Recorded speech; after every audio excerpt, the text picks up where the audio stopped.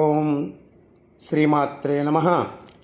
లలితా సహస్రనామ పారాయణలో భాగంగా ఈరోజు అమ్మవారి నామం 942వ నామం, 4 అక్షరాల నామం వ్యోమకేశి. ఈ నామంతో అమ్మవారికి నమస్కారం చేసుకున్నప్పుడు ఓం వ్యోమకేశి అయి నమః అని చెప్పుకోవాలి. ఆకాశమును కేశములుగా కలిగినటువంటి తల్లి. ఒకానొక సందర్భంలో అమ్మవారి కేశాలు ఆకాశం వైపుకు ఎగసినట్టుగా ఉంటాయిట. మహాప్రళయ కాలంలో మహాకాళి అవతారంగా ఉన్నప్పుడు ఆ కేశాలు అలాగే ఆకాశం వైపు ఎగురుతూ ఉంటాయి. ఈ కాళీ అవతారం అంతా కూడా చీకటికి సంబంధించినటువంటి అవతారం. మళ్ళీ పునఃసృష్టి జరగాలంటే చీకటిలో నుంచి కిరణాలు రావాలి. వెలుగులో నుంచి వచ్చే కిరణాలు ఏవైతే ఉన్నాయో అవి మనకి తెలుసు, తెల్లగా ఉంటాయి, మెరుస్తూ ఉంటాయి. కానీ చీకటి నుంచి వచ్చేటువంటి కిరణాలు ఏవైతే ఉన్నాయో అవి మనకు కనబడే కిరణాల్లాగా ఉండవు.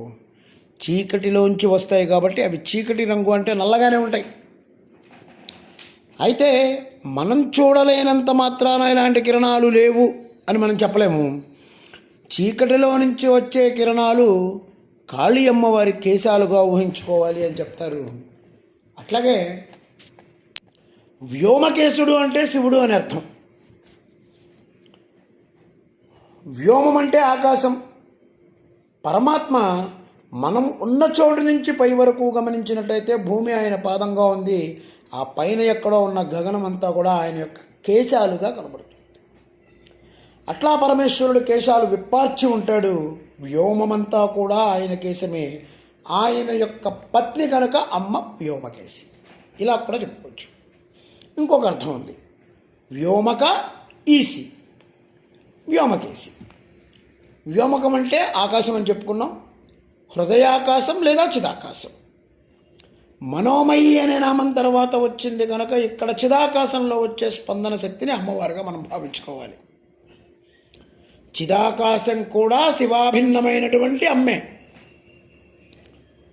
స్పందన శక్తి వచ్చిందంటే ప్రపంచం, స్పందన శక్తి వ్యక్తం కానప్పుడు కేవలం చిదాకాశం. వ్యోమక ఈసి అంటే ఆకాశ రూపంలో ఉన్నటువంటి ఈశ్వరి, చిదాకాశ రూపిణి, దహరాకాశ రూపిణి. వ్యోమస్వరూపుడైనటువంటి శివుణ్ణి అష్టమూర్తుల్లో ఒకటిగా భావిస్తాడు. అతని పత్ని కనుక అమ్మవారు వ్యోమకేశి. ఓం ఐం హ్రీం త్రీం వ్యోమకేశి అయి నమః. ఓం శ్రీమాత్రే నమః. ఓం శ్రీ మహారాజ్ఞే నమః. శ్రీమత్సింహాసనేశ్వరి అయి నమః.